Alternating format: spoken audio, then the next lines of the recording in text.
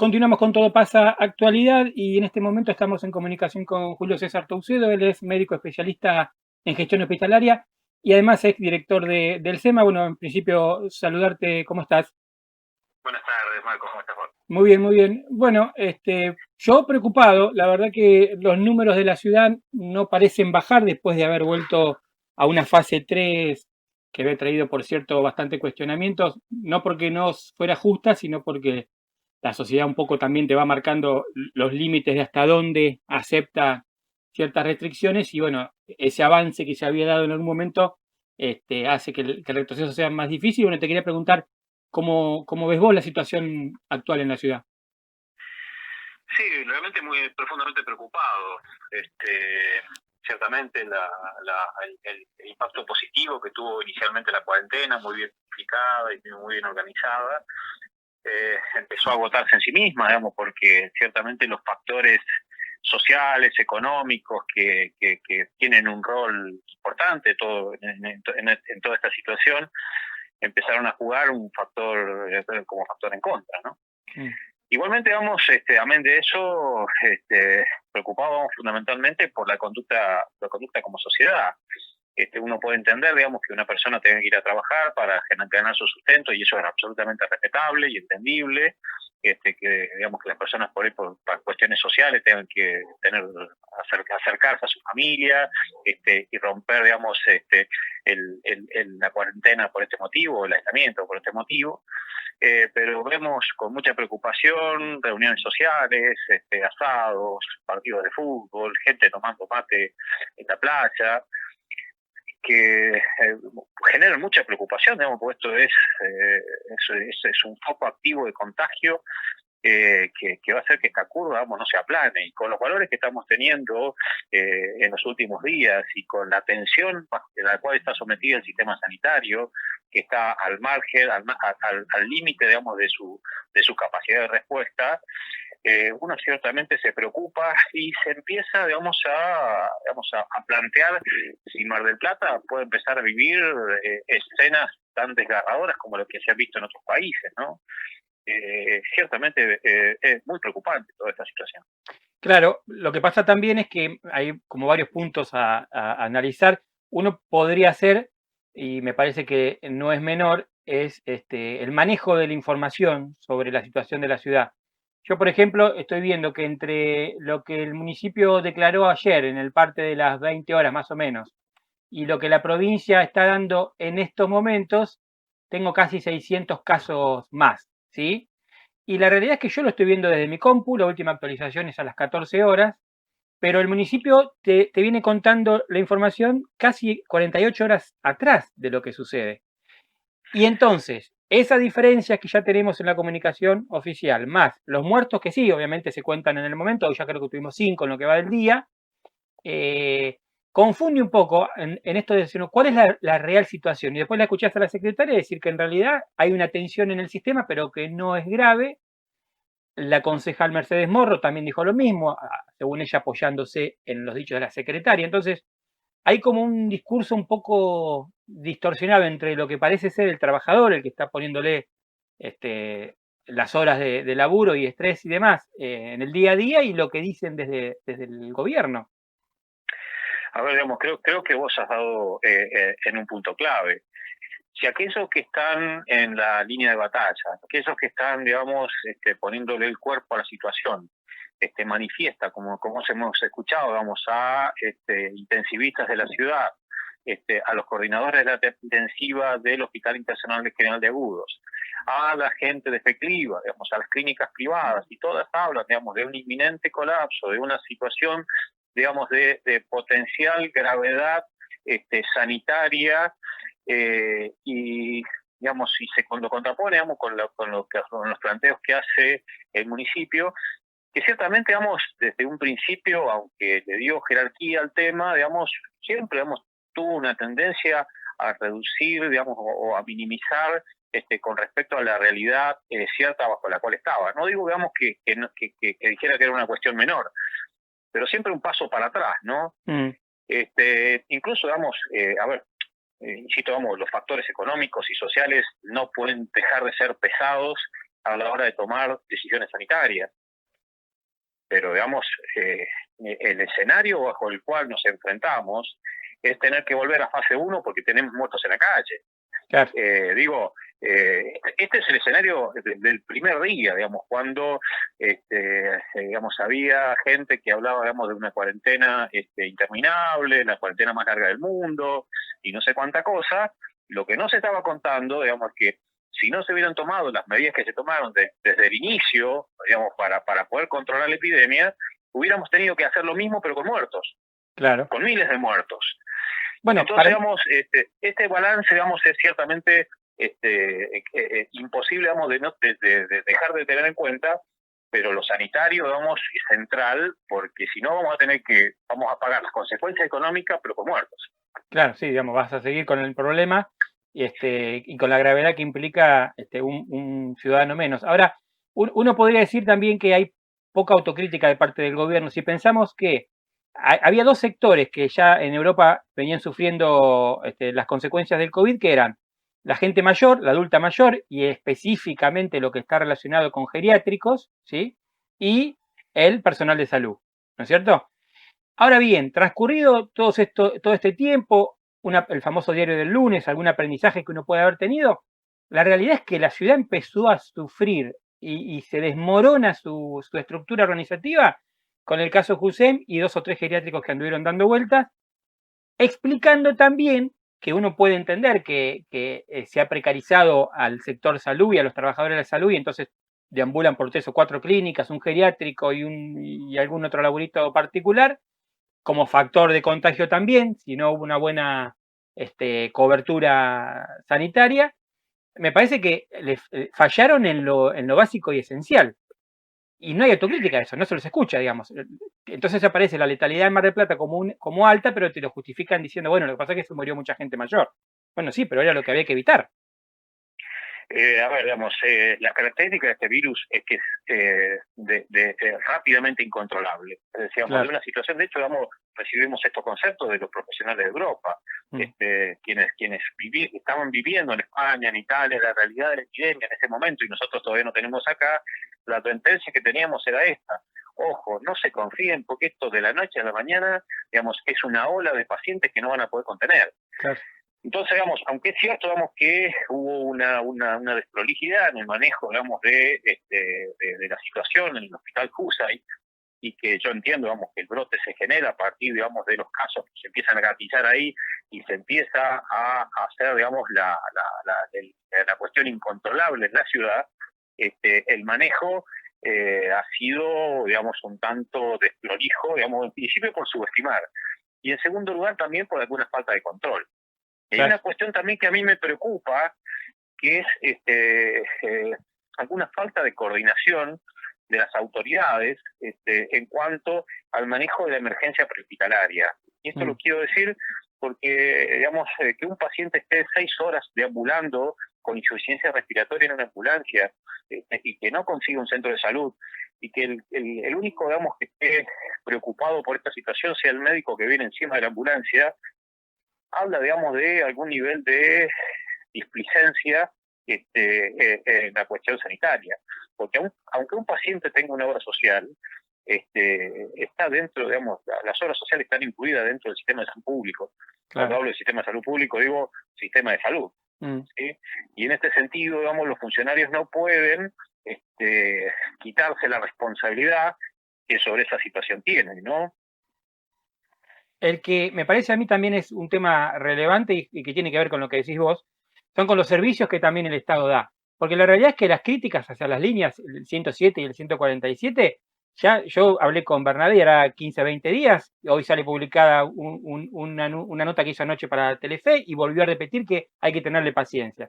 Da la sensación de que no se previno en situaciones que eran medio lógicas, digamos, porque estamos pidiendo que la gente no se movilice, entonces van a llamar por teléfono. Ahora, a partir de ahí tenemos un problema en lo que es la articulación entre el vecino que se siente con síntomas y que quiere resolver el problema, y después la tardanza en saber si sos o no positivo y ese bache que queda en el medio entre la responsabilidad del que está siendo estudiado y que te quedas en casa, pero que fuiste hasta el almacén y volviste porque total es un ratito, ¿no? ahí hay como ya, porque a ver, y no sé si comparte conmigo, tenemos una tasa de positividad del 50% por los números que yo estoy viendo los tal cual. últimos 15 días. O sea que si testeáramos a 10.000 personas tenemos 5.000 positivos. Es exagerado, lo sé, pero es la tendencia que estamos teniendo. Y entonces me parece que debiéramos por lo menos desde el Estado y las herramientas que el Estado tiene, poder tratar de que cuando uno llama, alguien le conteste y le dé cierta certeza. A ver, no me extraña, digamos, que se hayan generado este tipo de situaciones. Yo tengo la memoria, digamos, cuando se generó la epidemia del H1N1, y el doctor Ferro, acá de la Secretaría de Salud, aún siendo el infectólogo de referencia a nivel de la ciudad, a nivel de la provincia, a nivel nacional, convocó a todos los infectólogos de la ciudad, a todos los infectólogos de referencia, los sentó en una mesa y se trazaron acciones conjuntas en función, digamos, de un equipo de expertos, así como hizo el presidente. El presidente, digamos, tomó decisiones en función de asesoramiento de quienes más sabían, de quienes más podían aportar desde el punto de vista técnico. Esto no ha sucedido en el municipio y creo que las consecuencias están a la vista, ¿no? Claro, y por cierto también otro de los puntos que me parece raro que en pleno siglo XXI, con toda la tecnología que uno ve que tenemos hoy, no sé cuánta gente se necesita para tener a alguien con una pantalla mirando la cantidad de camas disponibles en... ¿Cuántas clínicas tiene Mar del Plata? 10, ¿habrá? Eso se llama tablero de control. Claro. Ese es el famoso tablero de control. Tener un tablero de control donde, como dice usted, en vez de dar una ambulancia 6 horas dando vuelta con una persona, que directamente se averigüe qué obra social es, se llaman las 2 o 3 clínicas que trabajan con la obra social y se lo derive. ¿Cuánto te puede llevar eso? No, y como digo, vamos, el único, porque esto lo he presenciado yo, digamos, donde trabajo, institución privada, digamos, donde tenemos un número finito de camas y donde la institución no recibe a pacientes si no está en condiciones de darle atención segura. Se ocuparon todas las camas, los pacientes no se ponen en el pasillo, entonces viene un paciente en una ambulancia y se le dice no tengo lugar. Y uno observa con preocupación que el único preocupado, digamos, de esa situación es el médico que está arriba de la ambulancia y no hay ni nadie que le resuelva. Por eso es que una persona anda 6 horas arriba de una ambulancia, porque no hay recepción. Además, digamos a la locura de que el Hospital Internacional General de Guro rechaza a pacientes porque tiene obra social. Claro. Me parece, digamos, que es un factor inentendible ese. ¿Sí? Entonces, digamos, este barco hace agua por todos lados. ¿Y por qué sí. El problema son las consecuencias que esto tiene, ¿no? Claro. ¿Y por qué la Secretaría de Salud, por ejemplo, da a entender también que hubo clínicas privadas que continuaron trabajando con algunos pacientes que tendrían alguna cirugía programada o que como supuestamente venían viendo cierta tranquilidad empezaron a reactivar esa cuestión, que uno imagina es la parte económica que ha llevado a las clínicas a tomar esa decisión? Y entonces dicen, no, en realidad lo que estamos pidiendo es que sea prioridad la pandemia y hasta que esto pase, tratar de no ocupar esas camas. ¿Qué quiere decir? ¿Que no se articula? ¿No se articula esa relación entre el privado y lo público? Desconozco la actividad de otras instituciones. Yo, digamos, te puedo expresar lo que veo en la institución en donde yo trabajo. Ciertamente, digamos, la prioridad, claramente, digamos, en este contexto es el COVID. Ahora, digamos, no tenemos que perder de vista las otras enfermedades que están necesitando tratamiento. Digo, un paciente con cáncer, digamos, no podemos no darle tratamiento y no abordar su problemática y en condiciones de seguridad. Claro. Un paciente, digamos, que está invalidado, digamos, por una patología neurológica que requiere un abordaje para resolver este problema, no lo podemos dejar en una cama tirado hasta que pase la epidemia. Porque además, y esto es una cuestión estratégica que tenemos que tener en cuenta y que no se está viendo, es que hoy todas las patologías que no están consultando al hospital, calculemos que los infartos, el número de consultas por síndromes coronarios agudos, que son los infartos, preinfartos, ha caído en aproximadamente un 40-50%. Claro. Eso no significa que no hubo infarto, claro. Eso significa que están habiendo infartos y que no estamos haciendo diagnóstico. Bueno, sumamos a eso los pacientes con cáncer, sumemos a eso los pacientes con diabetes mal controlada, sumemos a eso todo el espectro de patologías que no estamos haciendo un abordaje particular y que en algún momento nos van a empezar a caer. Claro. Entonces, digamos, ciertamente, insisto, la prioridad en este momento tiene que ser evitar la catástrofe que se puede generar. Pero no tenemos que perder de vista las otras patologías que nos pueden dejar a empezar a originar problemas en un futuro no lejano.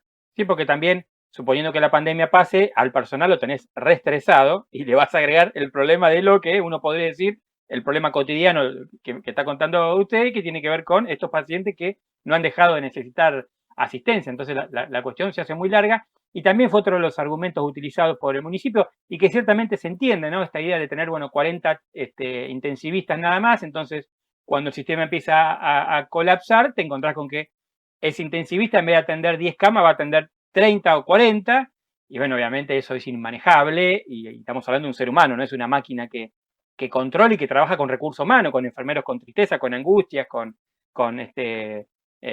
algunos... Con riesgo de error.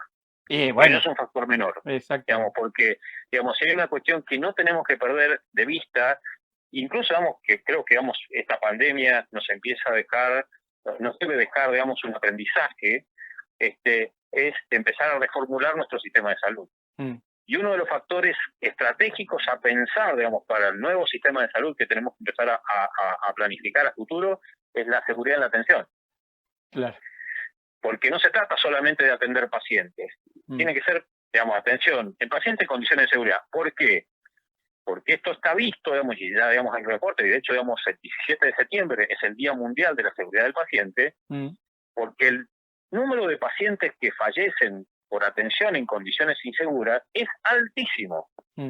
Tan alto es que en Estados Unidos se ha llegado a sugerir que es la tercera causa de muerte. Errores en atención sanitaria. Sí. Entonces, digamos, no se trata solamente de poner una cama, poner un médico y dale que va. Hay que pensar, digamos, en un trabajo sistemático, en un plan de acción, digamos, que implique pensar servicios seguros, con barreras, ¿sí? No delegar la responsabilidad de la calidad y la seguridad de la atención solamente en el profesional, sino pensarlo de manera sistémica. Claro. Entonces, digo, un poco respondiendo a tu pregunta, no se trata de ponerle más cama a un médico. Se trata de atender a los pacientes, atenderlos bien y que las acciones que hacemos desde el punto de vista sanitario superen a los riesgos a los cuales se ponen los pacientes.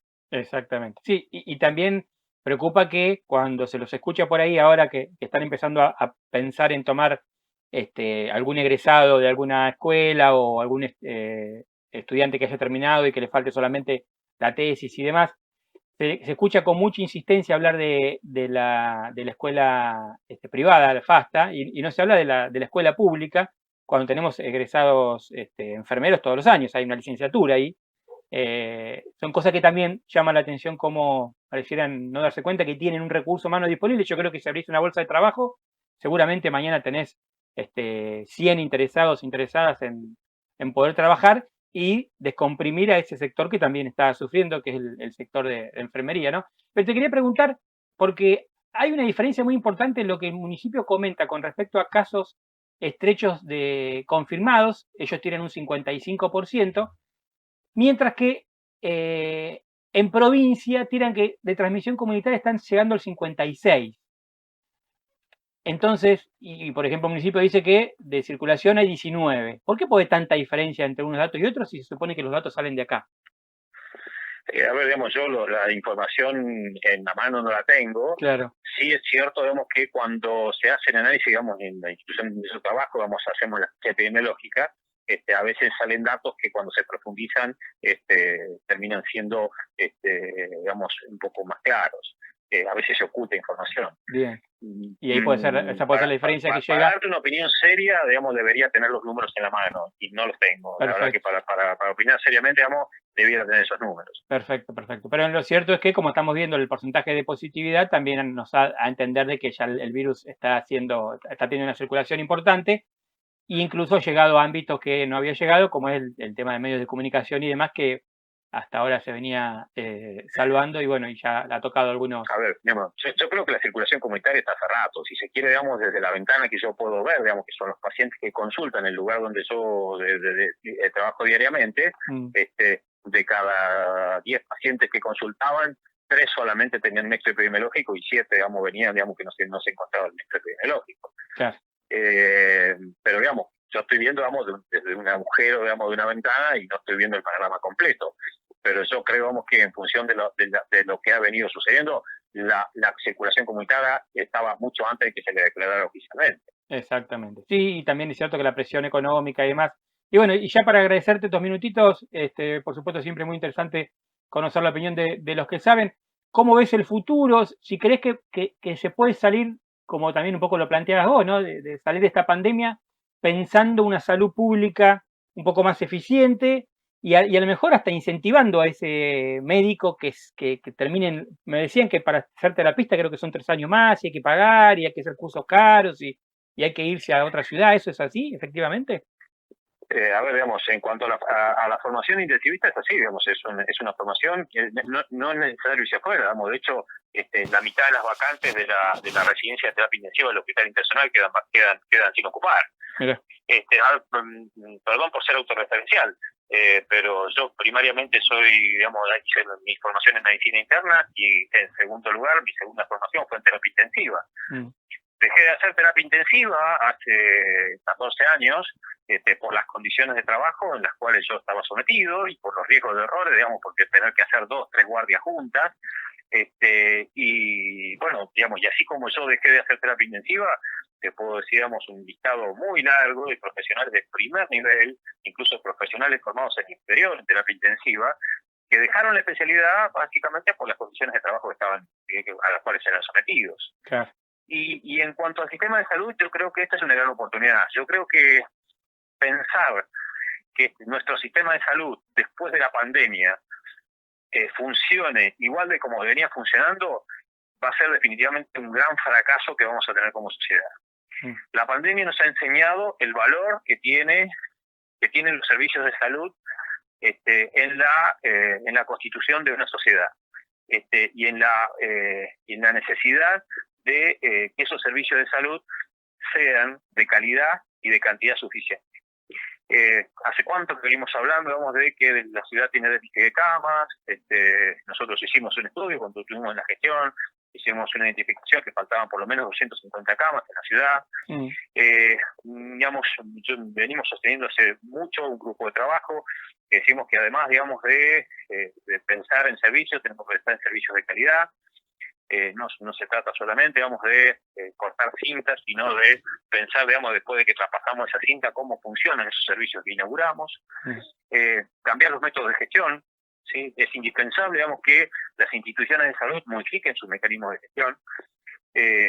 Hoy este factor que tengo de seguridad, digamos, es ciertamente un factor preocupante, y hoy la seguridad y la calidad de los hospitales no se gestiona, excepto algunas cuestiones excepcionales, no se gestiona. Y el impacto que tiene en eso es mucho, no solamente impacto en cuanto al estado de salud de las personas que consultan en hospitales, sino también un impacto económico. En los países de la OCDE se estima que aproximadamente un 15% de los presupuestos se los consumen los errores médicos o los eventos adversos. Claro. Decíamos, es un volumen de dinero muy importante. Más seguridad en la atención sanitaria es más dinero para la salud.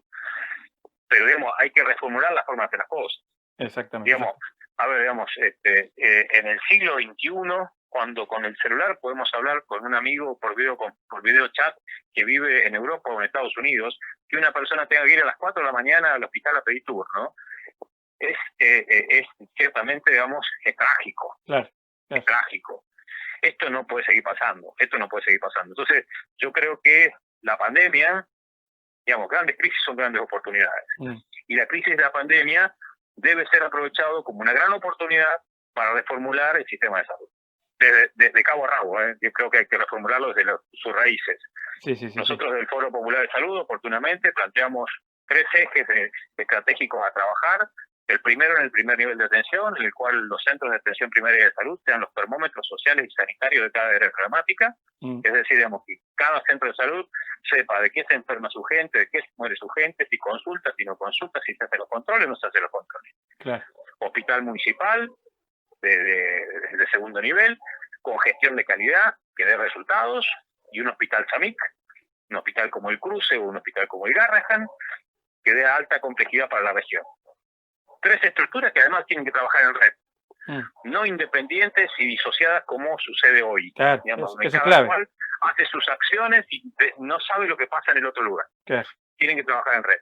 Si nosotros no aprovechamos esta oportunidad, en la cual además la gente le ha dado valor a la salud, digamos, si hacemos un análisis del valor social que tenía la salud, siempre está 10º, 12º. Claro. Bueno, la pandemia ha elevado, digamos, el ranking, digamos, el nivel de preocupación de la población sobre la salud. Y no olvidemos que salud y educación y trabajo son 3 pilares de la justicia social. Son 3 motores de oportunidades. Una sociedad enferma, eso es una sociedad menos productiva. Y una sociedad menos productiva es una sociedad más pobre. Con lo cual, digamos, insisto en este factor. La pandemia tiene que ser un factor de estímulo para modificar el funcionamiento de nuestro sistema de salud. Perfecto. Y ahí sí prometido la última, porque también me preocupa a mí lo que tiene que ver con la temporada, ¿no? Uno escucha lo que ha pasado en España, por ejemplo, que se esperaban, creo que un 60% menos de turismo que el año anterior, y ya hablaban de unas pérdidas de 55.000 millones de euros, porque la gente no se moviliza, por el miedo que significa, porque se están yendo a vacacionar a hostel o casas alejadas de las urbes. Y además con 9.000 casos por día que venían sucediéndose. Entonces me preguntaba si se los consulta a los que integran el sistema de salud en esto de repensar una temporada 2021 en Mar del Plata. Hay como una mirada de decir, che, y la gente que labura de esto, ¿qué va a pensar? Porque me da la sensación de que puede ser tremendo si el contagio no para, y además empezamos a recibir turistas que entre la obra social, entre la dónde me toca ir, entre qué teléfono que no me atiendan y demás, me da un poco de miedo. Yo creo que lo que se haga en la temporada tiene que ser el resultado de un consenso de todos los actores. Claro. Esto no puede ser una decisión solamente de la Cámara de Turismo, ni tampoco puede ser una decisión de las autoridades de salud. Creo que se tienen que poner en la mesa, digamos, todos los valores, todas las acciones. Digo, no se, claramente, digamos, el empobrecimiento de la ciudad va a ser catastrófico sin temporada. Ahora, pensemos una temporada llena de muertos y lejos de beneficiar a la ciudad, la va a perjudicar. Claro. Entonces creo que, digamos, hay que sentar a los actores sobre la mesa, generar protocolos, cumplir los protocolos, porque protocolos que no se cumplen no sirven para nada. Exactamente. Y en función de eso programar y planificar una temporada que seguramente, digamos, obviamente no va a ser una temporada, digamos, de las que Mar del Plata supo disfrutar, pero ser una temporada, digamos, que reditúe desde lo económico, que permite un nivel de reactivación económica, pero sin muertos en el medio. Bien, Julio César Tucedo, muchísimas gracias por estos minutitos para Todo Pasa. La verdad que siempre es interesante hablar, y por supuesto que la preocupación que a todos nos está atravesando por estos días en la ciudad, quién sabe, haya que dar un pasito atrás a alguna fase. Lo cierto es que hay que pensar primero en quien tenemos al lado, en los mayores, y sobre todo en la gente que labura, que pone el cuerpo, y ustedes forman parte de eso. Así que muchas gracias por su tiempo. Un gran abrazo, Marcos.